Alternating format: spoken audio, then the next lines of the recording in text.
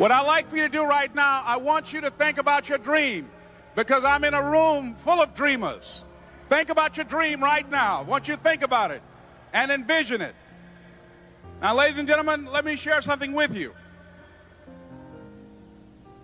I do not believe that any of us have dreams that were not given to us for the purpose of accomplishing those particular dreams.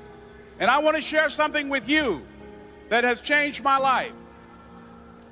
I started out, as was indicated by Jack. It's very humble beginnings. I don't know what that dream is that you have. I don't care how far-fetched it might appear to be. I don't care how disappointing it might have been as you've been working toward that dream. But here's what I know, that dream that you're holding in your mind, that it's possible. Let's say that together, please. Say, it's possible. See, sometimes we can't say, I can do that.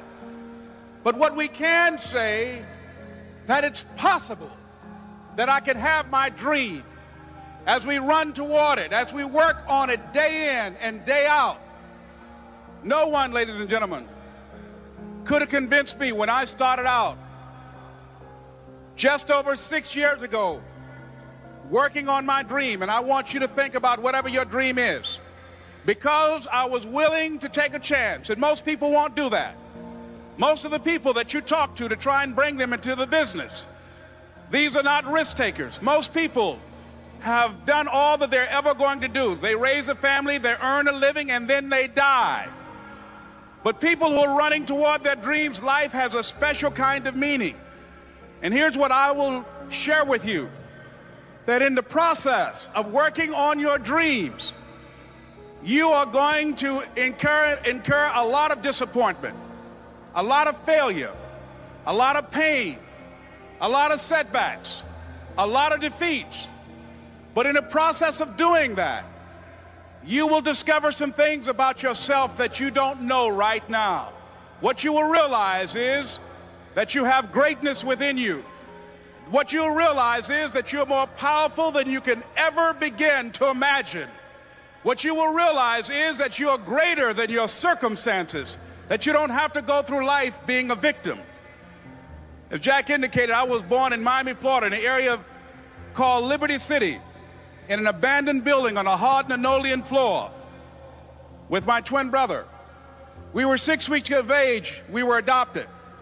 When I was in 5th grade, I was identified as EMR, labeled educable, mentally retarded, put back from the 5th grade into the 4th grade, and stayed in that category until I got out of high school. I don't have any college training, but I met a high school teacher who one day changed my life. I was waiting on another student, and when he came in, he said to me, young man, go to the board and write what I'm about to tell you. And I said, I can't do that, sir. He said, why not? I said, I'm not one of your students. He said, it doesn't matter, follow my directions now. I said, I can't do that, sir. He said, why not? I said, because I'm educable, mentally retarded. And he came from behind his desk and he looked at me. He said, don't ever say that again. Someone's opinion of you does not have to become your reality.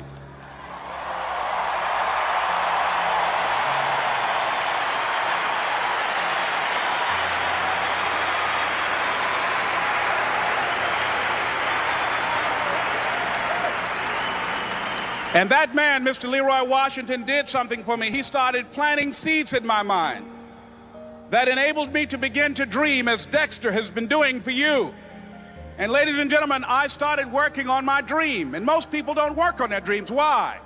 For many years I didn't. One is because of fear. The fear of failure. What if things don't work out? And the fear of success. What if they do and I can't handle it? The other thing is that most people, ladies and gentlemen, they get comfortable. They stop growing, they stop working on themselves, they stop stretching, they stop pushing themselves, and they end up becoming very cynical about life, and they throw in the towel on themselves and on their families and on their dreams. And the other thing is that most people don't feel worthy. What I'm doing now, I could have been doing years ago. But because I did not have a college education, because I didn't believe in myself, because I allowed other people's opinion of me to control my destiny, I didn't act on my ideas. So I applaud you for your dreaming, for your running toward your dream. I applaud you for believing in yourself, because that's what life is about, stretching and challenging, looking for ways that you can begin to improve yourself. And ladies and gentlemen, as a result of stretching out, of acting on my dream, and I don't know what that dream is for you, I can tell you that it's possible. No one could have convinced me that after just over 6 years, I will have my own book entitled Live Your Dreams.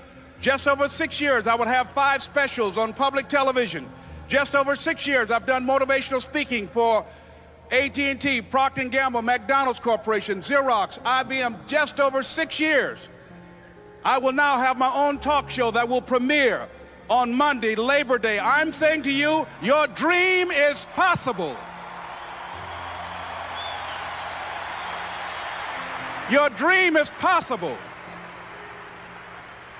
But not only is it important that you believe and begin to know that it's possible for you to live your dream as you run toward it, but I've done something that I want to share with you called Choosing Your Future. In fact, I've developed a set of tapes talking about how to begin to create your own reality by choosing your future. And not only is it important for you to know it's possible for you to choose your future, but it's necessary that you work on yourself, that you develop yourself. It's necessary that you get the energy drainers out of your life, people who don't want anything, people who are not striving, people who are not challenging themselves, people who aren't growing, people who have stopped dreaming.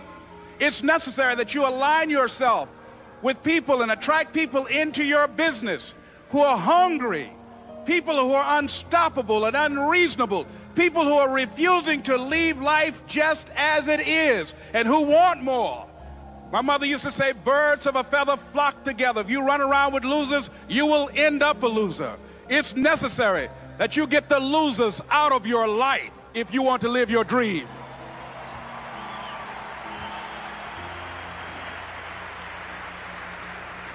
It's necessary to know that everybody won't see it, that everybody won't join you, that everybody won't have the vision.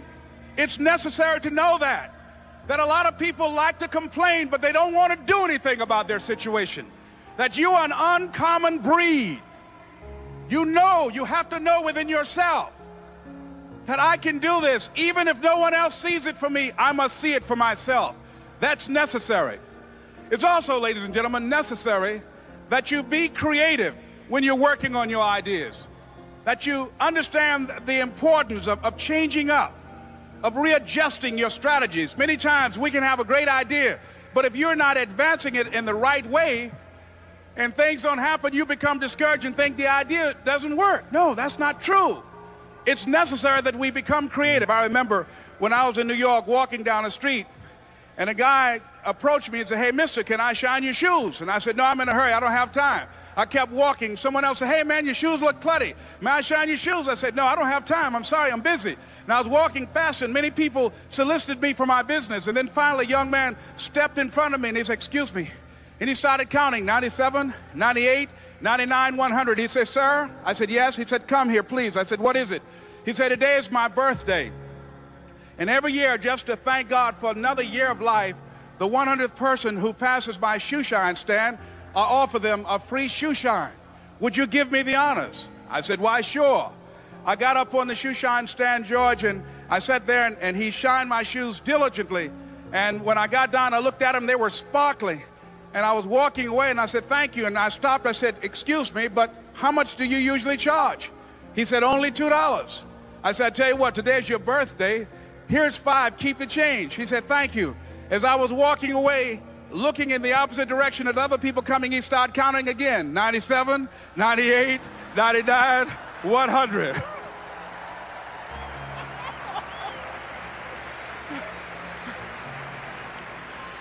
It's necessary that you be flexible, that you are always thinking of how can I improve this better. This is a customer-driven economy. It's necessary for you to always explore various ways in which you can improve the quality of service that you're providing for the people in your organization. I remember something, a major company had talked about the extra value service they were providing for their customers. And the lady who had the news conference summarized it this way. She said, "It's not our intention to satisfy our customers or to please our customers. Our intention is to amaze them." It's necessary, if you're going to compete today, that you look for ways to amaze your customers by being one of those individuals that keep your commitments, that keep your word, that's relentless. It's necessary as you work with the people that you bring into your organization, that they see that you are a good example of a person to work with, because you model integrity and determination and ambition and truth and honesty and the way in which you conduct business. The next step is, that is you. That is you. That no one can do it for you but you. And even though you face disappointments, even though you will experience some setbacks, it goes with the territory. You must understand that. I remember I was playing a game with my 9-year-old son, John Leslie, and I beat him 10 straight games in a game called Connect 4. And finally, I said, "John Leslie, I'm bored. I don't want to play you anymore." And I got up. I said, "I'm ready to go to sleep now." And repeat after me, please. Let's say this together. It's not over until I win. John Leslie said, "No, you can't go now, Dad." I said, "Why?" He said, "It's not over until I win." That was his attitude. We sat down and we played several other games. And finally, after the 11th game, John Leslie won, and he got up and he yawned. And he said, "I'm ready to go to sleep now." And I'm saying to you, what if all of us took that attitude after we face a rejection and a no, or we have a meeting and no one shows up, or somebody say, "You can count on me," and they don't come through? What if we have that kind of attitude? The car's repossessed. Nobody believes in you. You've lost again and again and again. The lights are cut off, but you're still looking at your dream, reviewing it every day, and say to yourself, "It's not over until I win."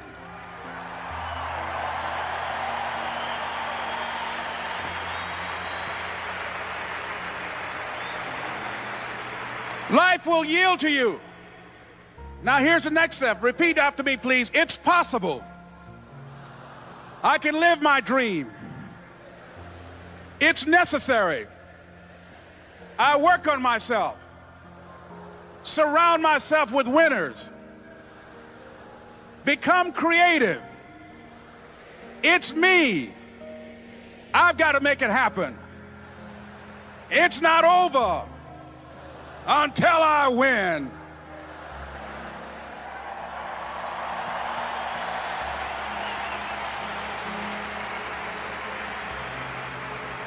The next thing that's important to know, yes, it's possible that you can choose your future and direct the course of your life as you run toward your dream. It's necessary that you have goals, that you write those goals down, that you plan, that you think constantly of how you can begin to improve what it is that you're doing. If it's your presentations, if it's your recruiting skills, whatever that is, it's also necessary that you look for ways to always find a way to pull it out when everybody else thinks that you are defeated.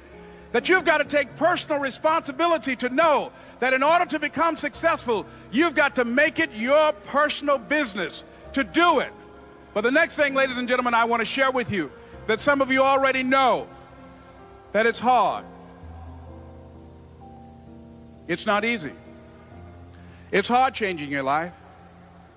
It was hard when just over 3 years ago in the Penobscot building in Detroit, Michigan, where I was operating my business, and I fell on some hard times, and I was sleeping in my office. It was hard coming into the lobby, and the security said, "Excuse me, Mr. Brown, can we see you for a moment?" And I said, "Yes." And I walked up to the counter, and he gave me an envelope. And he said, "Would you mind reading it here?" And I opened the envelope, and the envelope was from management that said, "This is an office tower. It's not a hotel. Please do not sleep in your office." And I said, "Excuse me, sir." I said, "I just work long hours in creating my business. I'm an entrepreneur. And right now things are bad for me, but they're not going to be this way always." And I just asked for the opportunity to continue to operate like I'm doing. I'm not trying to make this my home. And it was hard coming through the lobby. And sometimes they would laugh. There's a guy talking about becoming successful. And look at him. He's bathing in the bathroom upstairs on the 21st floor. He sleeps on the floor. Him and two other dreamers up there. Look at him. It was hard, ladies and gentlemen, coming to speak to people. And I was facing financial difficulties in my own life. I was behind on my bills and my dreams, and I'm saying to them, you can live your dream. It was hard, ladies and gentlemen. It was very difficult to pick myself up each day believing that I could do it. There were times that I doubted myself. I said, God, why is this happening to me? I'm just trying to take care of my children and my mother. I'm not trying to steal or rob from anybody. Why did this have to happen to me? It was very hard. And here's what I want to say to you. For those of you that have experienced some hardships, don't give up on your dream. No one could have convinced me by holding on, by continuing to push forward, by continuing to run toward my dream, that one day I would have my own talk show. It's a long shot, ladies and gentlemen, from Liberty City, an abandoned building on a floor, never knowing my mother or father. It's a long shot. Being here with you today in this dome in Atlanta, it's a long shot. No college training, labeled educable,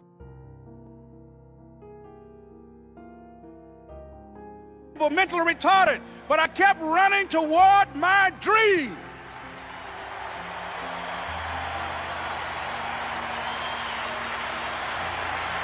Don't stop.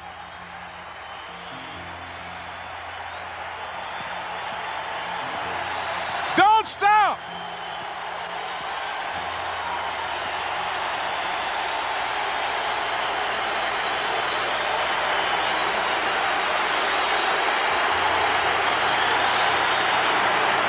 Don't stop running toward your dream.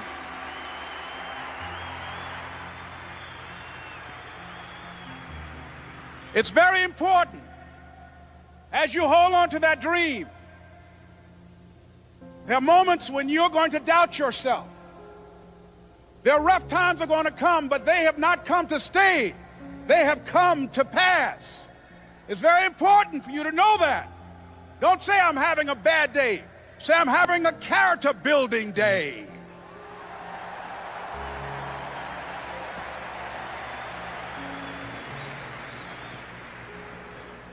It's very important for you to believe that you are the one to make this happen. I remember this high school teacher, Mr. Leroy Washington, at the end of school one June, it was just a few days before we were supposed to leave, and I just got my report card, and it indicated that I'd failed history, and I'd failed English, and I would have to go to summer school. And I was feeling within myself that I was a failure, that I'm slower than most people in getting paperwork, and I was feeling down on myself and very negative. And Mr. Washington was giving a speech to the graduating seniors, and I was in 11th grade. And even though I wasn't supposed to be in there, I went in there because the speech he was giving, that speech was for me. And as he talked, my heart began to beat fast. Tears began to run down my eyes, and I was in the back just listening to him because he said, and he was a very dramatic man. I still talk to him to this day. He said, as graduating seniors of Booker T. Washington High School, I want you to know that you're blessed and highly favored, and that as you go toward the future, begin to know that you have greatness within you. And if just one of you here begin to envision yourselves as being blessed and highly favored to reach your goals, if just one of you capture the essence of what that means, that you have greatness within you and a responsibility to manifest that greatness, that you can make your parents proud, you can make your school proud, you can touch millions of people's lives, and the world will never be the same again because you came this way. And the students gave him a rousing standing ovation. And as he left the auditorium, I ran down the steps and I caught him in the parking lot. I said, Mr. Washington? He said, yes. I said, do you remember me, sir? He said, no. I said, my name is Leslie Brown. My mother, she works in the cafeteria here. I'm one of the twins, Leslie and Wesley. I said, Mr. Washington, but you know, I got these big dreams. You know, I like talking to people. I love people. I said, I want to work with people, and I got this dream of buying my mama a home. Could I do that, Mr. Washington? He said, it's possible, Mr. Brown. And as he walked away, I called him again. I said, Mr. Washington? He said, what do you want now? I said, I'm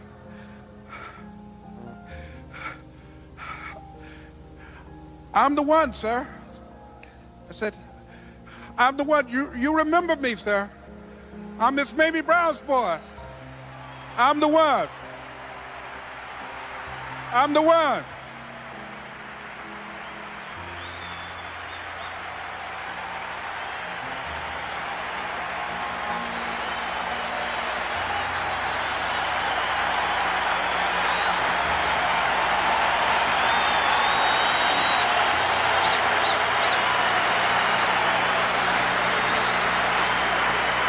And you must feel that that's why you're here, because you are the one. And I remember when PBS first played one of my specials called You Deserve, one Sunday afternoon in Miami, Florida. I had some friends call him to tell him to tune in. And he watched the program. He called me in Detroit, and I answered the phone. I said, hello. He said, may I speak to Les Brown, please? I said, who's calling? He said, you know who this is. I said, oh, Mr. Washington, it's you. He said, you were the one, weren't you? I said, yes, sir. He said, and you were so crazy. I said, I know, but I'm rich now.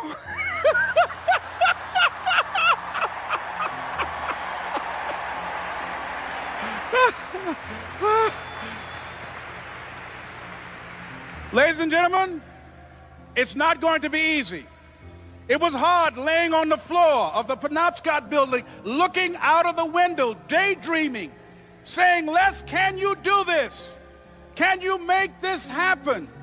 I used to listen to tapes day in and day out about See You at the Top, my great friend Zig and Dennis Waitley and different other motivational speakers, and Dr. Norman Vincent Peale.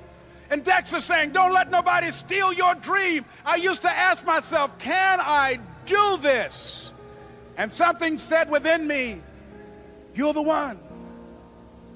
You're the one. And let me tell you something, ladies and gentlemen. While you're here, and before you go back home to your respective cities and communities, write down at least 5 reasons on why you deserve your dream, on why you won't give up, what's going to make you unstoppable, why you must be unreasonable, because logical, practical thinking says you can't do it today.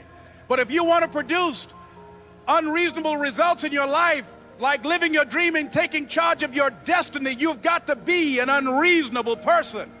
You've got to be an uncommon person. So write down the reasons of why you're here. My first major goal was to buy my mother a home. And let me tell you something, ladies and gentlemen. What will reasons do, Les? Nietzsche said, if you know the why for doing, you can endure almost anyhow. What do you mean by that? If you know why you're doing something, when the hard times come, and they're going to come, when the disappointments and the rejections come, and they're going to come by the truckloads, your reasons will be your rod and staff to comfort you, to pick you up. Once again, I got a saying on one of my tapes, if life knocks you down, try and land on your back, because if you can look up, you can get up. Let your reasons get you back up.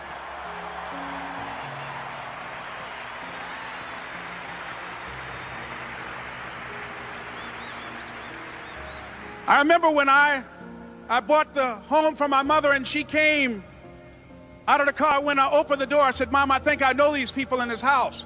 That was my first major goal. And then I couldn't conceal it anymore. I said, Mom, I got this for you.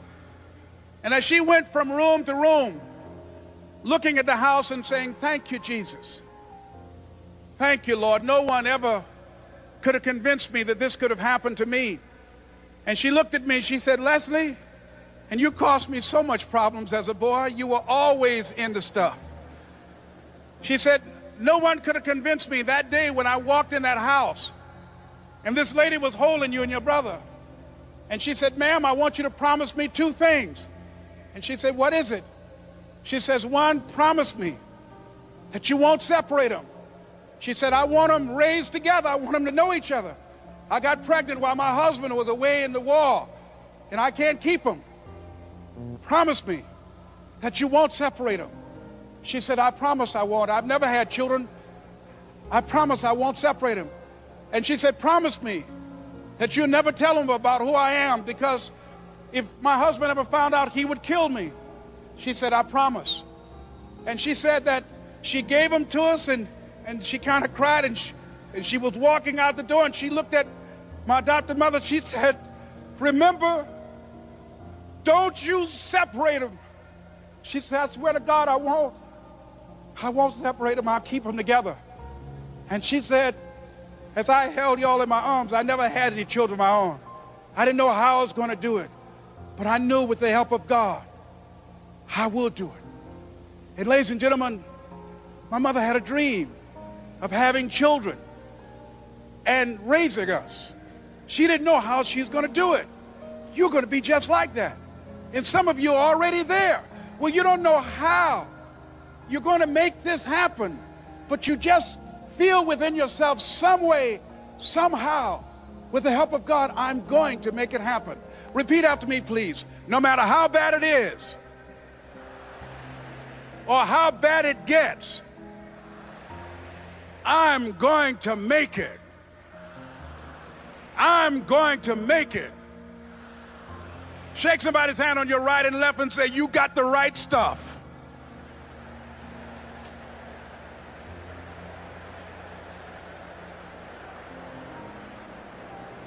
So yes, it's possible for you to live your dream. It's necessary that you associate with winners, that you work your system, that you are relentless, that you never give up. It's you. You've got to take personal responsibility. You've got to make it your personal business to make it happen.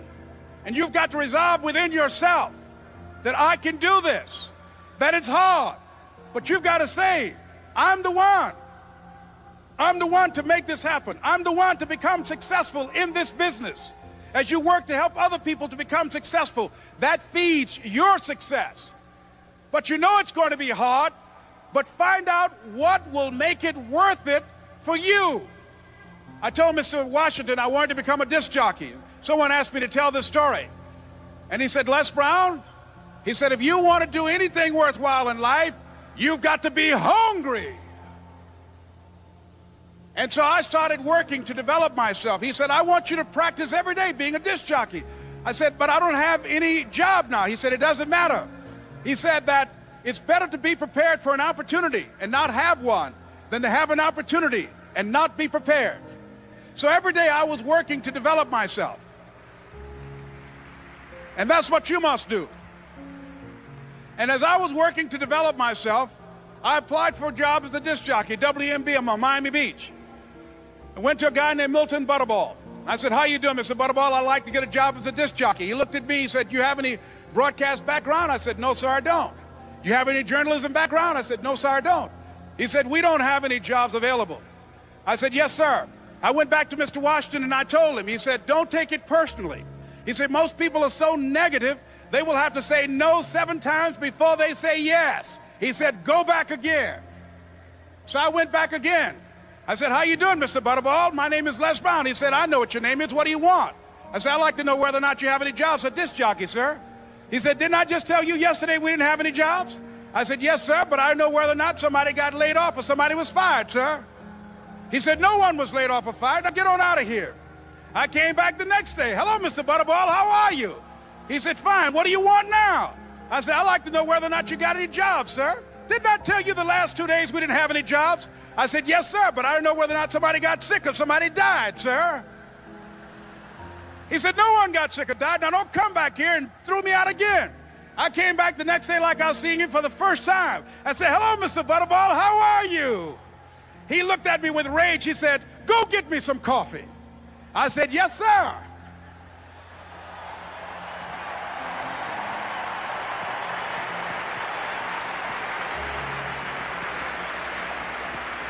And I went to get him some coffee.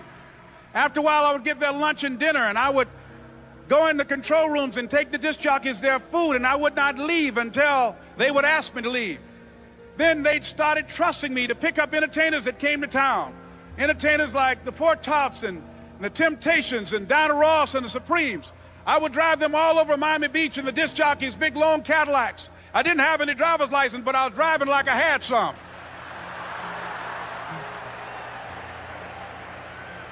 And one day, one Saturday afternoon, while I was at the radio station, a guy named Rock was drinking while he was on the air.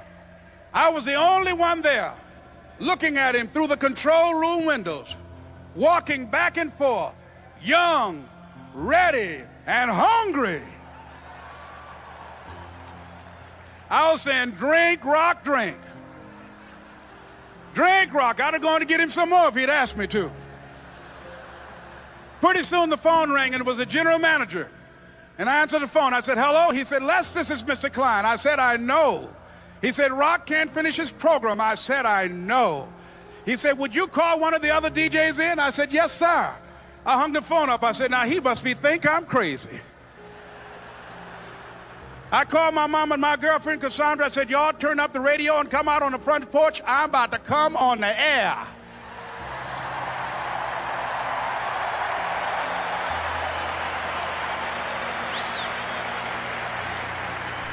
I waited for about 20 minutes, and I called him back. I said, Mr. Klein, I can't find nobody. He said, young boy, do you know how to work the controls? I said, yes, sir. He said, go in there and don't say nothing here. I said, yes, sir. I couldn't wait to get behind those controls. I put on an old Stevie Wonder record called Fingertips. I sat down behind that turntable. I said, look out, this is me, LB, Triple P. Les Brown, your platter playing Papa. There were none before me, and there will be none after me. Therefore, that makes me the one and only. Young and single and love to mingle, certified, bona fide, indubitably qualified to bring you satisfaction, a whole lot of action. Look out, baby, I'm your love man. I was hungry. I was hungry. You got to be hungry.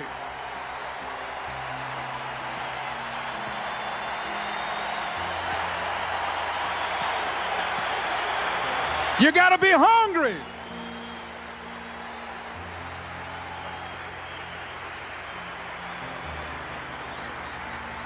So, ladies and gentlemen, if you want to make your dream become reality, the people that are running at their dreams know that it's possible that you can live your dream, that it's necessary, that you're relentless, that you have a plan of action, that you are creative.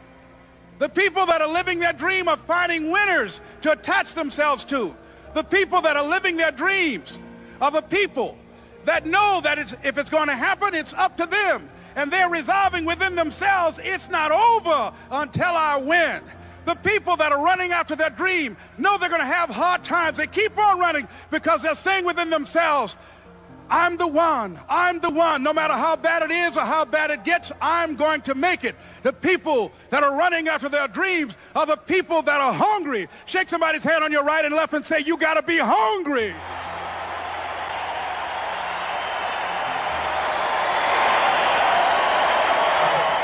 And as you run toward your dream, I want to dedicate this to you that I love very much. I want to thank Dexter and all of you.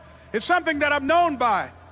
It's on our tapes called Choosing Your Future, and it says simply this, that if you want a thing bad enough to go out and fight for it, to work day and night for it, to give up your time, your peace, and your sleep for it, if all that you dream and scheme is about it, and life seems useless and worthless without it, and if you gladly sweat for it and fret for it and plan for it and lose all your terror of the opposition for it, and if you simply go after that thing that you want with all of your capacity, strength and sagacity, faith, hope and confidence, and stern pertinacity, if neither cold poverty, famish or gall, sickness or pain or body and brain can keep you away from the thing that you want, if dogged and grim you besiege and beset it, with the help of God you'll get it. This is Mrs. Mamie Brown's baby boy, Leslie Calvin Brown, saying it's been a plumb pleasing pleasure as well as a privilege. Thank you.